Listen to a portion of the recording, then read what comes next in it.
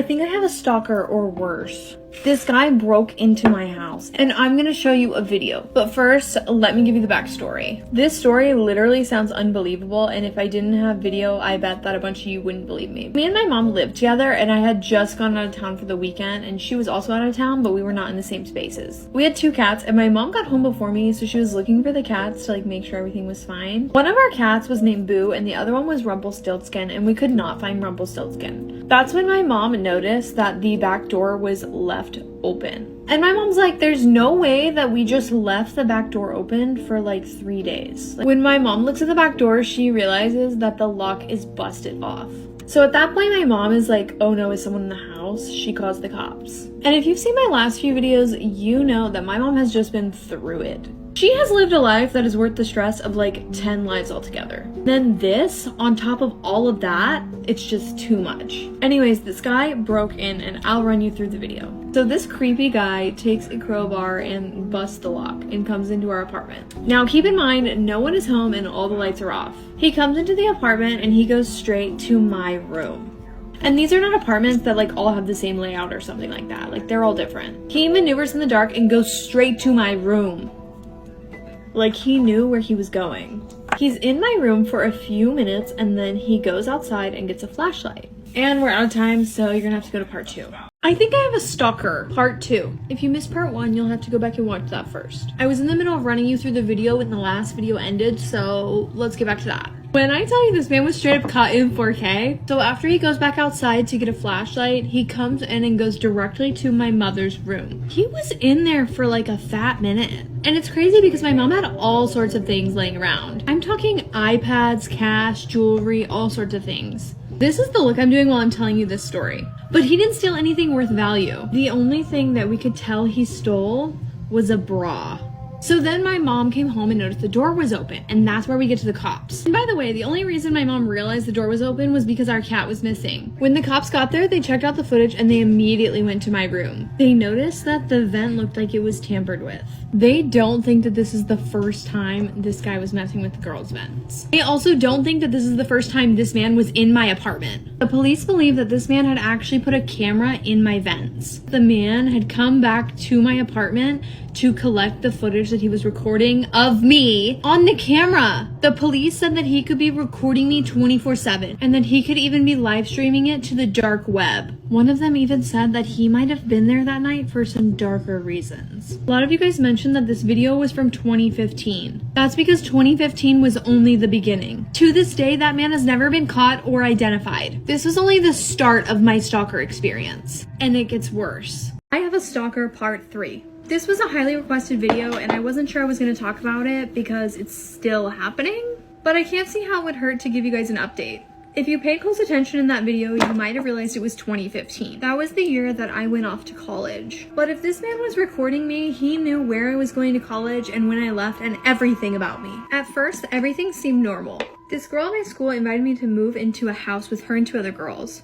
Her name is Mel. You guys might remember her. She's the one that owns 27 Haunted Dolls. We moved into that house and immediately things started getting really weird. The first thing that happened was I got home from going to college and I noticed something in the door. After taking a closer look, I noticed it was a Visa gift card. It was just stuck in our door, like wedged in as if someone was trying to break in. But they just left it in the door. Now it's important to note that this house came with no window shades. Anyone who walked by could see directly into our windows. We were a bunch of girls living alone, and after this first incident, we were scared. We couldn't afford curtains, so we just covered all of our windows with tacks and blankets. But from there, things only got worse, and I have to wonder to myself, was this the same guy? A few days later, it was the morning, and my friend Mel noticed that there was something in her windowsill. It was a knife. It was jammed in her window as if someone was trying to break in. That's when we realized whoever was trying to break in wanted us to know.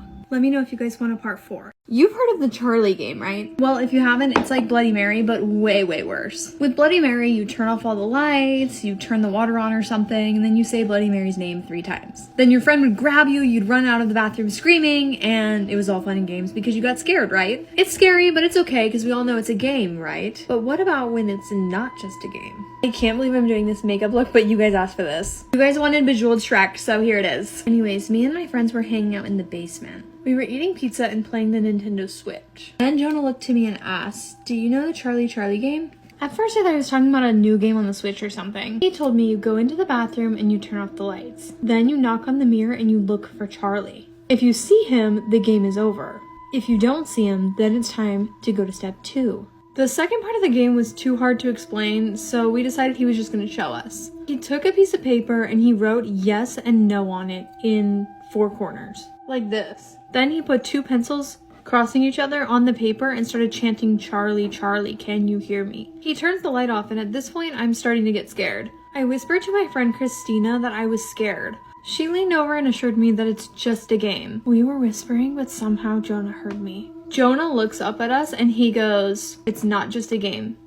We asked Charlie questions and the pencils moved and he answered. But that's not the scary part. So after we finished the game, we went to bed. Everyone else had fallen asleep and I was watching TikTok on my phone. I heard a creak and it sounded like it was coming from upstairs. I tried to tell myself maybe it was the wind or the house settling or their pets, but it wasn't windy and they don't have any pets. So when I heard the creak a second time, I got scared. I tried to wake Christina, but she was out. That's when I noticed that Jonah wasn't laying next to us. I'm debating whether or not to get up when I start hearing whispering. And then it hits me, he's playing that freaking game again. That's when I had an idea. I was gonna scare him. So I sneaked closer to the bathroom and sure enough, the whispers are getting louder. I could hear his chanting, "Charlie, Charlie, can you hear me? Charlie, Charlie, show your face." When I got up to the door, it was closed. There was a weird light coming from underneath the door. I reached for the door handle and when I touched it, it was burning hot. I kept reminding myself that it was just a game. I knew when I opened that door, I was gonna see Charlie. I just went for it. I opened the door. And we're finished with Bedazzled Shrek, so go to part 2. Let me know what look I should do for part 2. Part 2 of the Charlie Charlie game. The last thing I told you was I was about to open the bathroom. While I tell you about it, I'm going to try to create this makeup look. When I opened the bathroom door, the first thing to hit me was the smell. Then I heard a voice behind me. It was Christina wondering what was going on. I moved out of the doorway so that she could see what I was seeing. That's when she let out the most blood-curdling scream I've ever heard in my entire life. To this day, I can still hear it. And then the lights went out. Christina didn't know it at the time, but this moment was about to change our lives forever. When we looked back in the room, Jonah was gone. The scream woke up the parents. We tried to tell them what had happened, but they didn't believe us. They sent everyone home before I could ask Christina what she saw. I was going to ask her Monday at school, but she never showed up on Monday. She actually never showed up again at all. I may have solved a murder. I'm gonna tell you about it while I take this off. Have you heard of the story of Kate Morgan? Kate was a member of a wealthy Iowa family. In her early 20s, she married a man named Thomas. This is important. The marriage was not a happy one. After 5 years of marriage, Kate ran off with another man named Alan. Then we lose record of Kate for a little while, until 1892 when she checks in at the Hotel Del Coronado. Strangely enough, she didn't check in under her own name. She checked in under the name Lottie A. Bernard. She was a quiet guest at the hotel, but took lots of baths. And back in those days, someone had to run a bath for you. She told the staff that she had stomach cancer and she was waiting for her brother who was a doctor. But no one came looking for her and no one sent her any letters. After a few days passed, she ventured out into the city to buy a gun. The next night, it started raining extremely hard. It was a storm. We actually investigated this hotel on our YouTube channel, and ironically, it was also storming that night, which honestly is unusual because it's California, it rarely storms. The next morning, her body was discovered laying out on the steps of the veranda. But it doesn't end there. Police were called and it was confirmed that she died of a gunshot wound. But the bullet found in her head did not fit the gun that she purchased. The case was reopened after that fact came to light. And in over 100 years, it was never solved. It's been debated by many whether it was self-inflicted or a murder. Some people believe her spirit still resides at this hotel. And since I'm a professional ghost hunter, we decided to investigate. We stayed the night at the hotel and documented all of it. And now, after looking back at all of the footage, I think how a toy changed my life. I would not be the person I am today if it wasn't for this toy.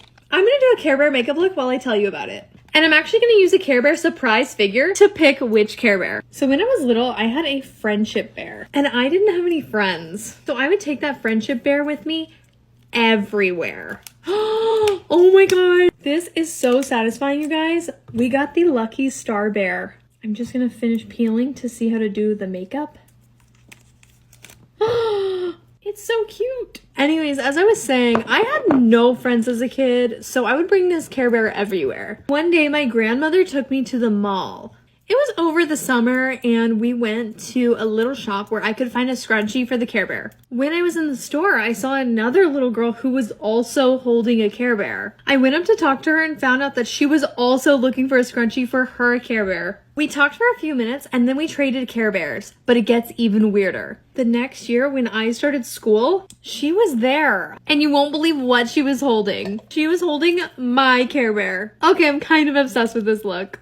Have you heard of the Dead Mountain? 64 years ago, a band of skiers went missing. To stay on theme, I'm going to become Abby Abominable while I tell you this story. Let's start at the beginning. A band of skiers was traveling through the Ural Mountains. They were hiking up this mountain to the top and they left their supplies in a valley to get it when they came back. Specifically, they left extra skis and food in this valley. There was also a newspaper found with their stuff that read, "Abominable Snowman lives in the Urals," which was the mountain that they were climbing. They left all their stuff and headed toward Peak 1079. Peak 1079 was also known as the Dead Mountain. The snowstorm started getting worse, but a photo shows that the lead skiers went out into it anyways. A little bit up the mountain, they decided they needed to make camp for the night. Later that night, all 9 experienced hikers burst out of their tents. They fled into the blizzard. Some of their corpses were found with broken bones. One was even missing a tongue. It was immediately hidden by the press. The only people who knew that it happened until 1990 was the government and the close family. This has become Russia's top unsolved mystery. Some people believe it was Arctic dwarves that did this. And some people even think it was the abominable snowman. I think this doll is alive.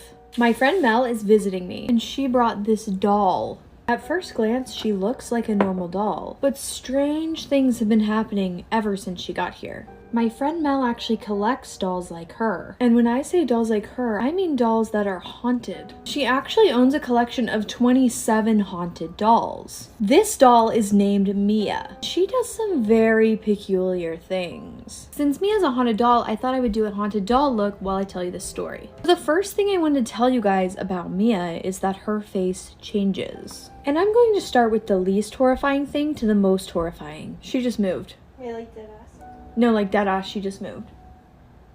Like I heard a sound and I looked behind me, and then when I looked back, she's not in the same place on the camera. Anyways, if you pay close attention to Mia's face, you'll notice that she portrays different emotions throughout this video. The second scary thing is that Mia is actually able to communicate with people. As some of you guys know, I'm a professional ghost hunter. So we have specific tools that we use to communicate with the dead. This is one of those tools. You can see that it's lighting up. It lights up only when there's motion. It is only motion activated, so I put it back there with Mia to see if she'll turn it on during this video. We actually did a full investigation with Mia on our YouTube channel. Now let's get to the scariest thing that she does. Apparently, Mia actually throws a lot of things. I was standing alone in my room when I heard a thud. At the time, Mia was behind me just like this and had her ball by her feet. I have cats, so my first thought is that the cats knocked something over. But when I turn around to look, the only thing in the room with me is Mia. Mia is staying with me for 2 more days, so I'll let you guys know if anything else weird happens.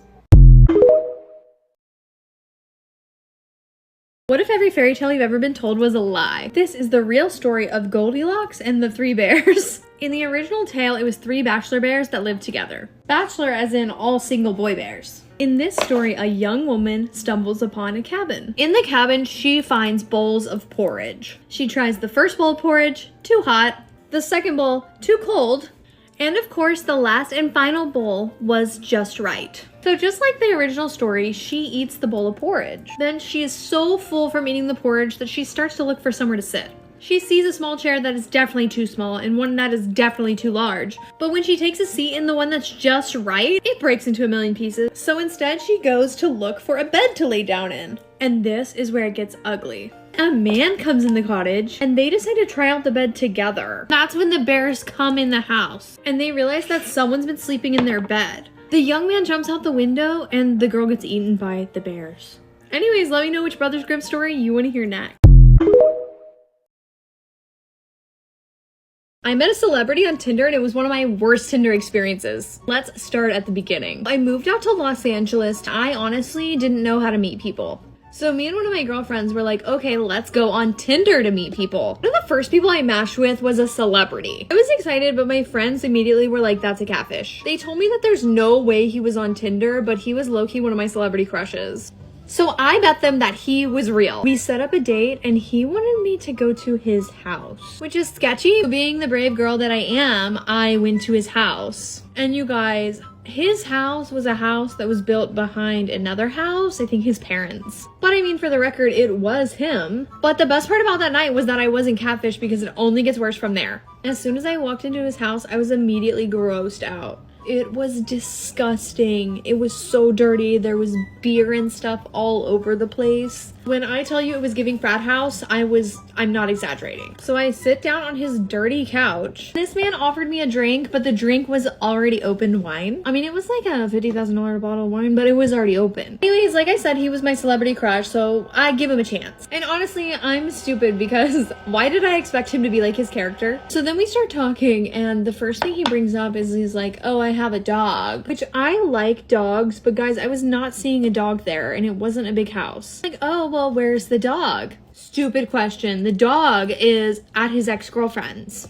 I should not have asked that because this man starts spiraling. He's talking about his ex-girlfriend. He's crying at this point. You guys, this man was also an even famouser person's...